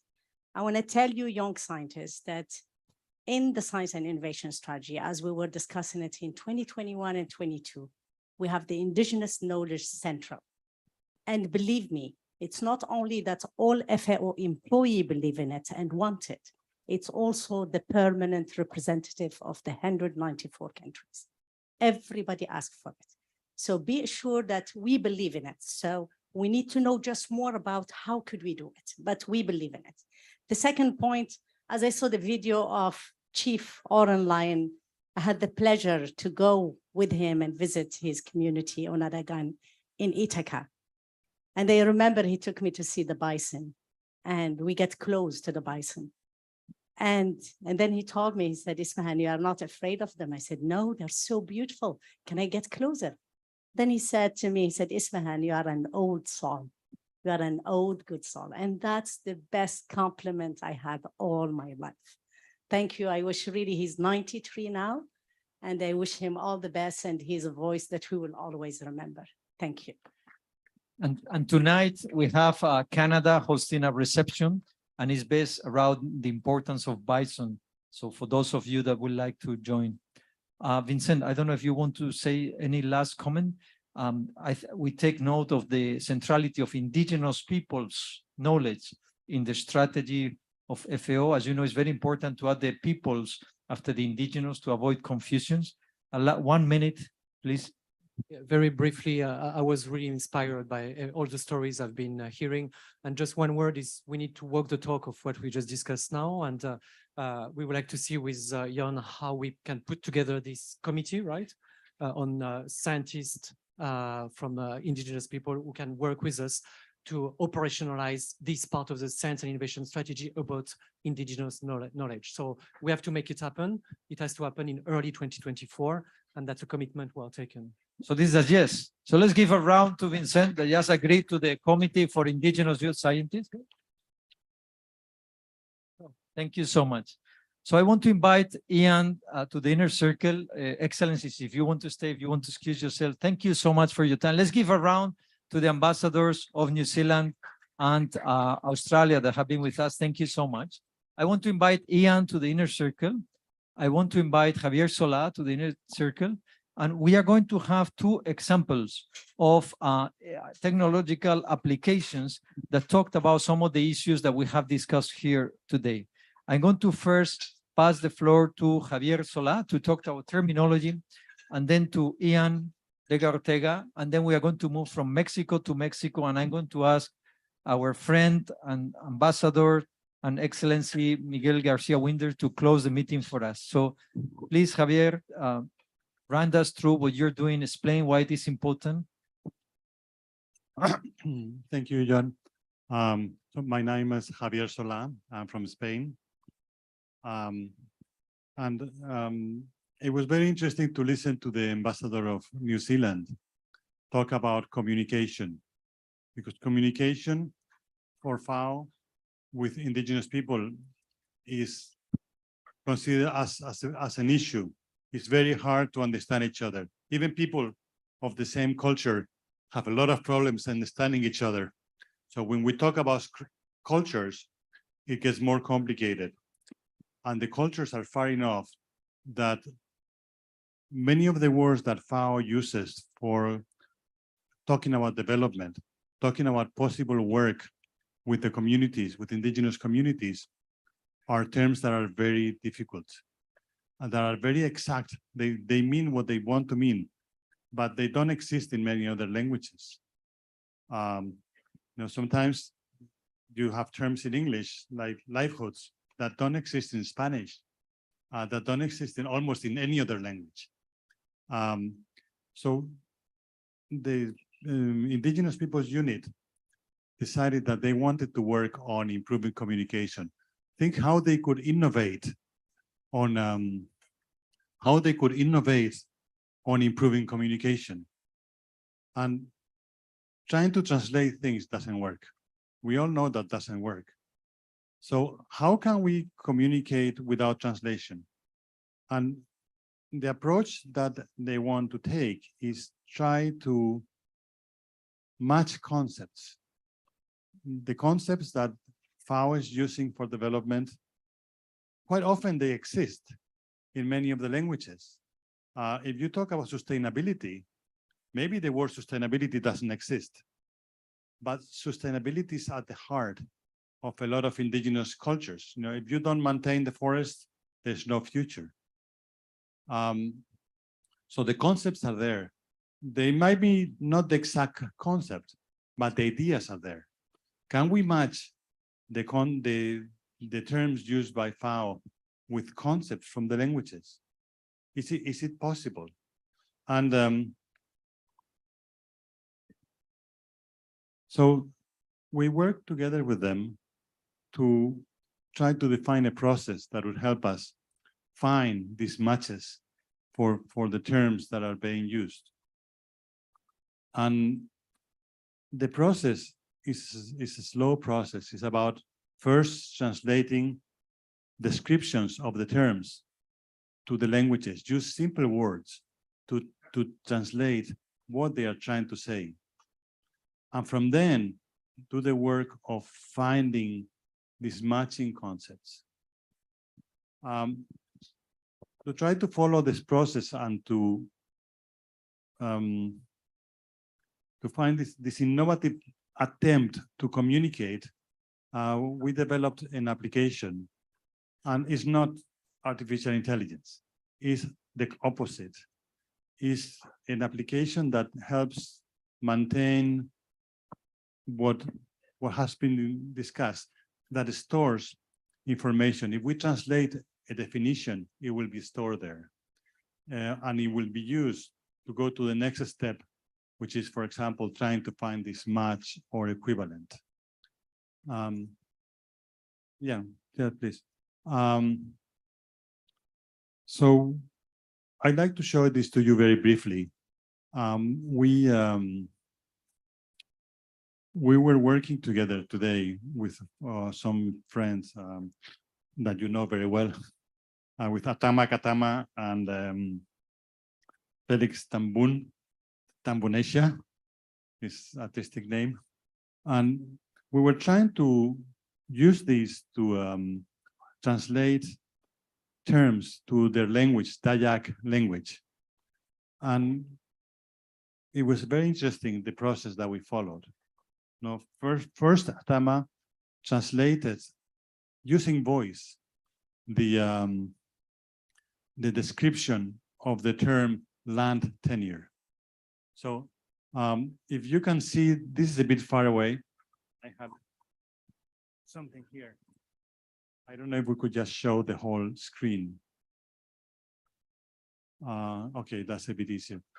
And basically, it's an application, it's a website designed for phones. So in this, you first select the language that you want to work, and we go to what we call the translation process. Maybe it's not the best word. And I have a button here. Let's try again.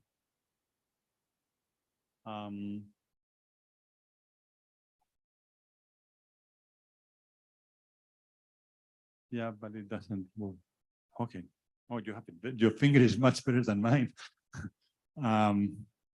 So basically, we try to select to go through this process, and first we want to try to find to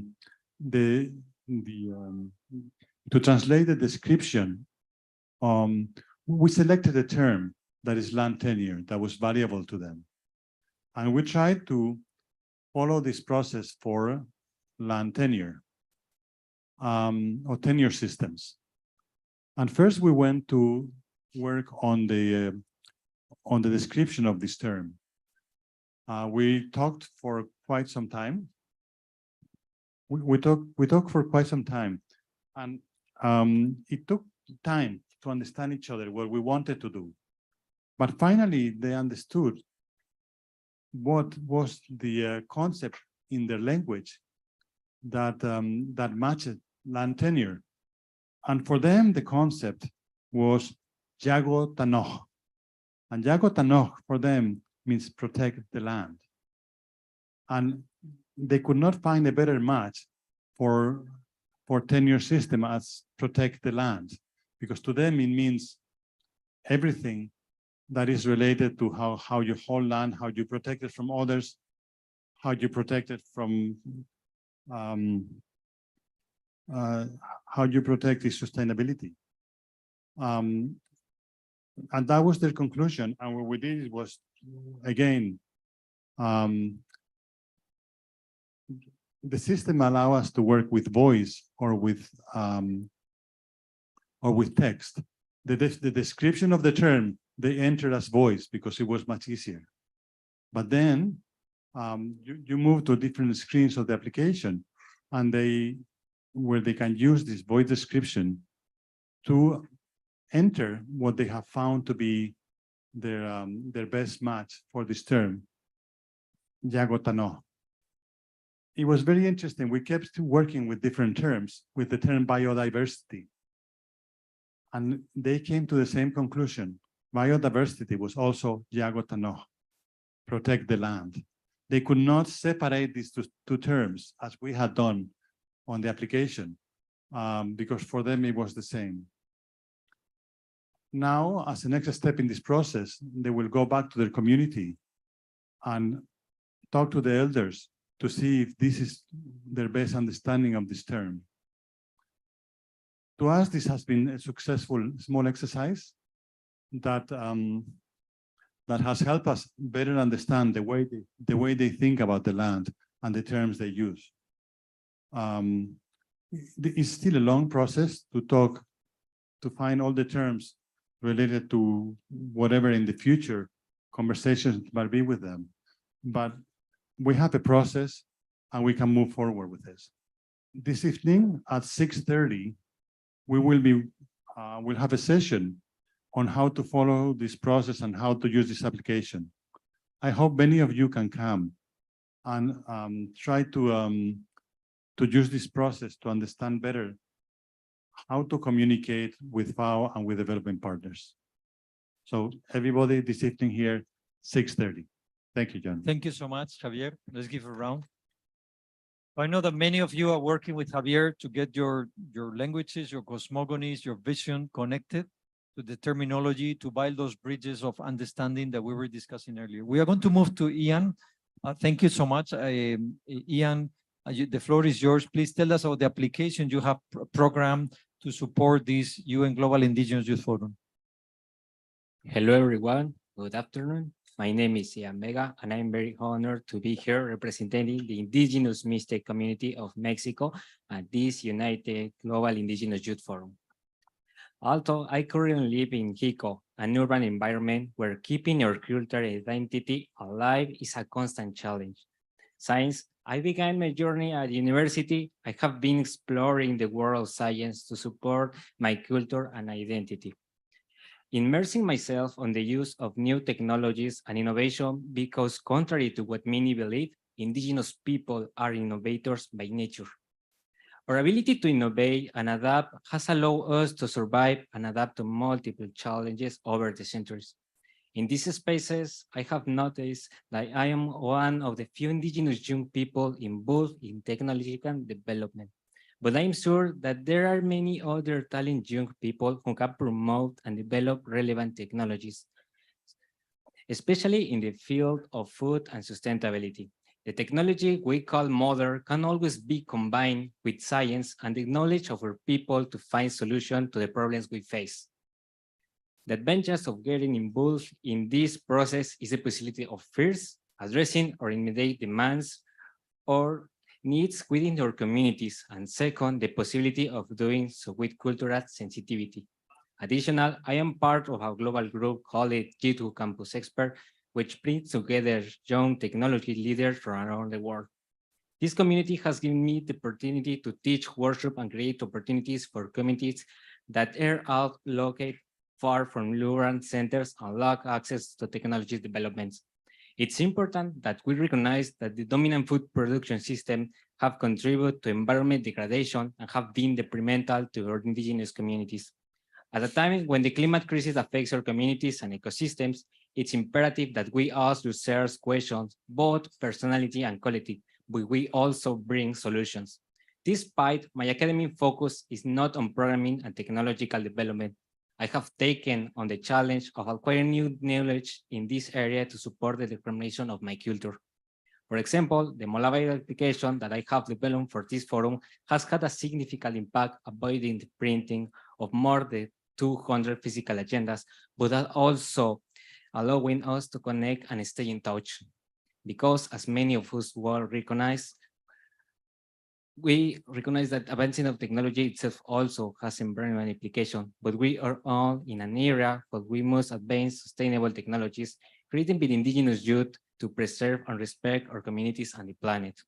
The importance of collaboration between academia, scientists, government, and United Nations agencies to preserve and reinforce the traditional knowledge of indigenous people has been mentioned. This is essential, although not sufficient, to allow the meaningful participation of indigenous people in decisions that affect technology and self-development. Therefore, it's essential to support capacity development of indigenous youth, combining science, innovation, and the knowledge transmitted by your grandparents and ancestors. These technologies must promote the responsible protection of our traditional practice. Many indigenous young people in the science field have already begun to work in this direction, but we need to encourage proposals like the ones we have here today and collaborate to achieve stronger results in the implementation of relevant and sustainable technologies that protect the environment and the rights of indigenous peoples.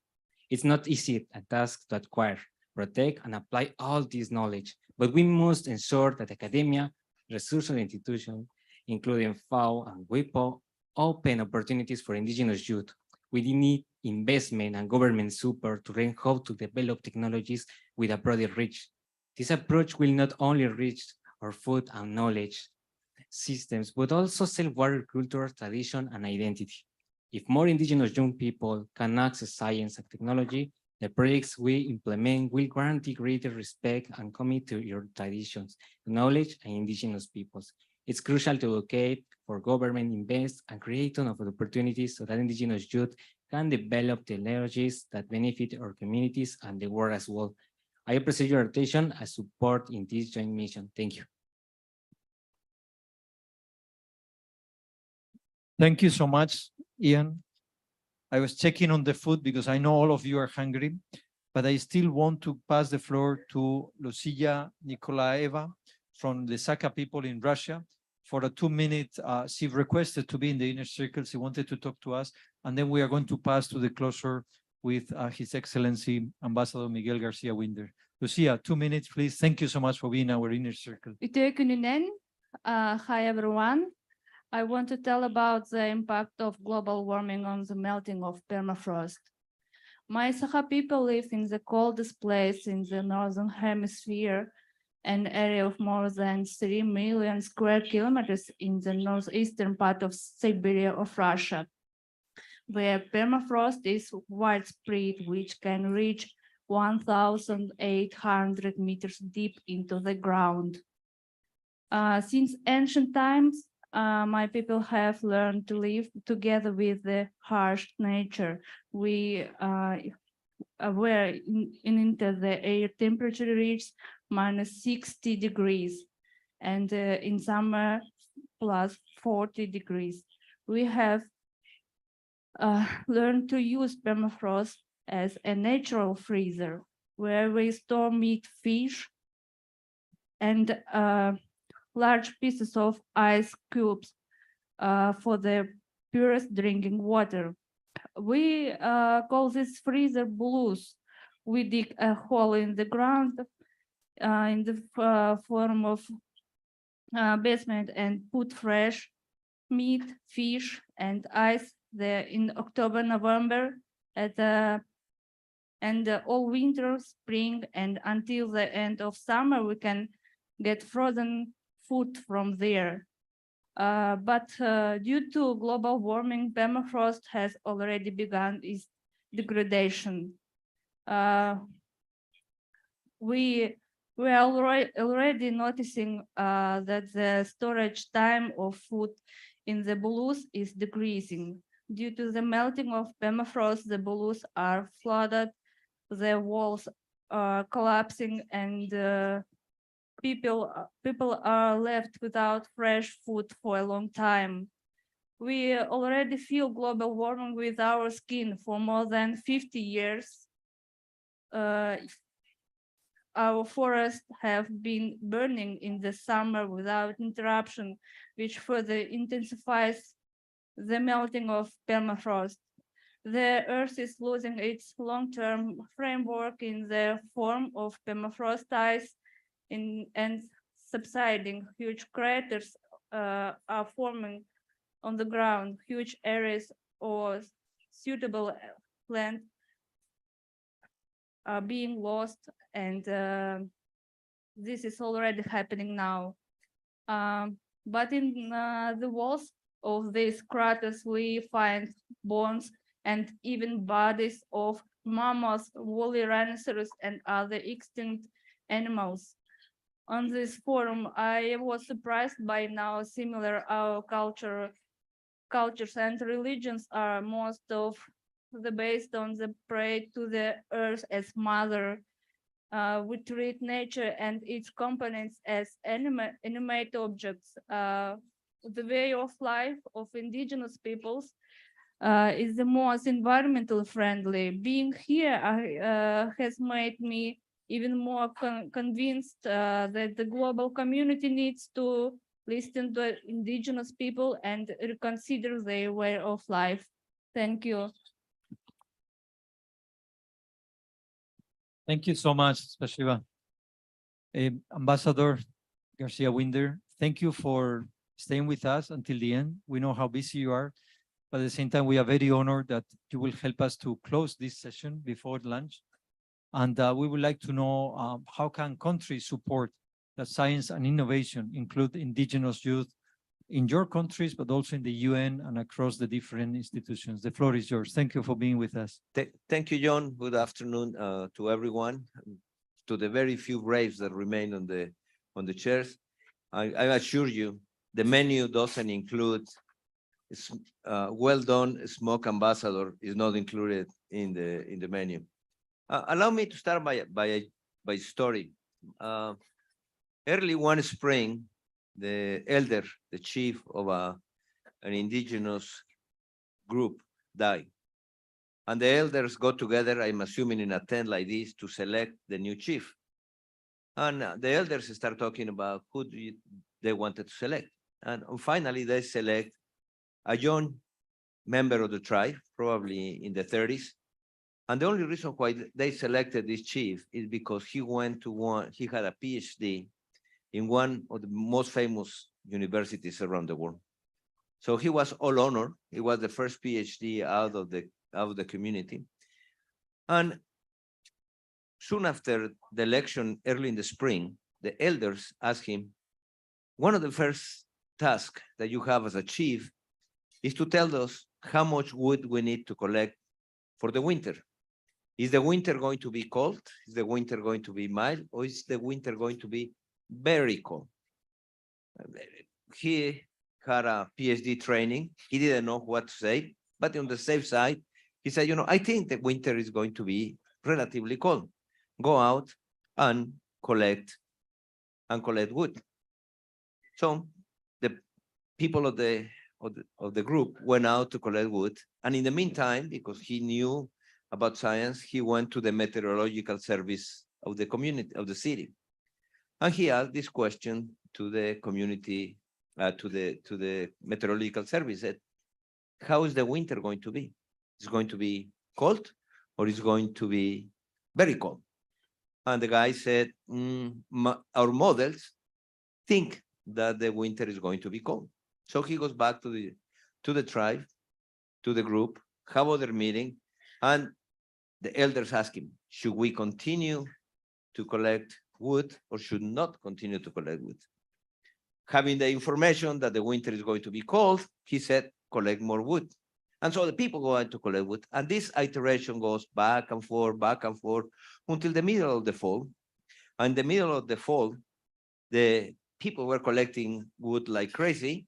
And he comes back to the meteorological services and asks, should we continue to collect wood? Said, yes, because this is probably going to be one of the coldest winters ever.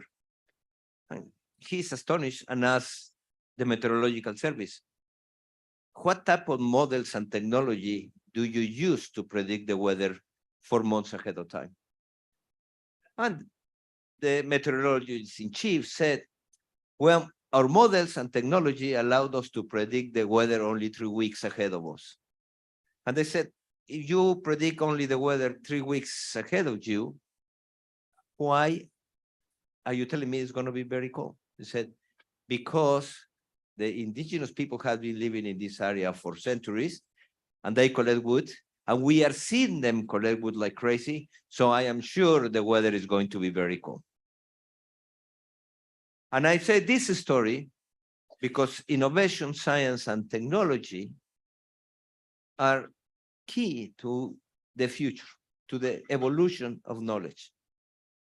And that's probably my message, final message, John, because I think countries need to make an effort to change the way we think about science, technology, and innovation. But my message today that I want to send is that, similar to what I have said the last 2 days, I firmly believe that the only way that we are going to change science, technology, and innovation is if the young people create a new paradigm of thinking. Here during the event today, I have heard words like, we are demonizing the indigenous system. But also I have felt that some of you demonize the traditional science. That is only going to create more divergency between us. We need to sit down and recognize that not all the indigenous knowledge is perfect. It has evolved through centuries of knowledge. It has evolved. The same happened with science. Not all the science is bad. It has evolved through centuries. So my plea to all the young scientists and to all the young people is to sit down together and break these gaps, create bridges, use what is good from one system to the next. And I think that's something that we need to bring into the organization. No more demonizing one science over the other. No more demonizing one knowledge over the other. We need to build together. I was very happy with the young lady that was here talking about how she went to study natural science, climate, and found that the mathematics that took place explain some of the things that you've been doing. So my plea is work together. The only way is we are in an emergency. We are in a truly an emergency, and we need the solution provided by your knowledge, by the indigenous knowledge, but also by the laboratories. So please do not demonize and don't get caught in fake news. Don't get caught in, I was looking, I still write in my notebooks. Don't get caught in all these fake news that go around, in these conspiracy theories that affect you, that affect us. Science, and I am more into science than into innovation and technology. Science starts by doubting. Nothing in science is true. And when we do science, we never prove anything as true. We just prove that what we believe wasn't true. And so we need to build around science and around technology, and especially around building communities that look at the world in a different way. I know I didn't answer your question of what I need to do, but I don't have the answer. The only answer that I have is to plead the young people, and again, indigenous and not indigenous, rural and urban, yellow and pink and black and any color, any shape, to work together because we are in an emergency. Thank you so much. Thank you so much. And I think your answer was much better than my question. So I'm very happy you didn't answer my question. Let's give a very big round to Ambassador Miguel Garcia Winder. He has stayed with us until the end, and in a way it's a testimony of the constant support that he's giving to indigenous people's issues. Thank you so much, Ambassador. And let's give another big round to him, please. Thank you so much. Now, everybody has been waiting for food. I think food is ready. They told me to, and I want to ask the chefs, Chef Olivier, but also the different chefs, Maria Glaston, Chef Fraser, to tell us a little bit about what they have cooked, what they are preparing. They are finalizing the preparation. We are going to leave the tent. We are going to serve ourselves outside. As you know, there is the soup that is being given to the delegates.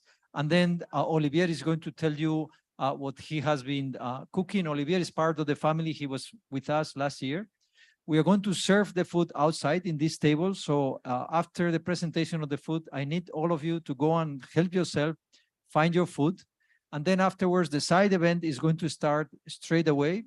And those of you that want to come back with your food,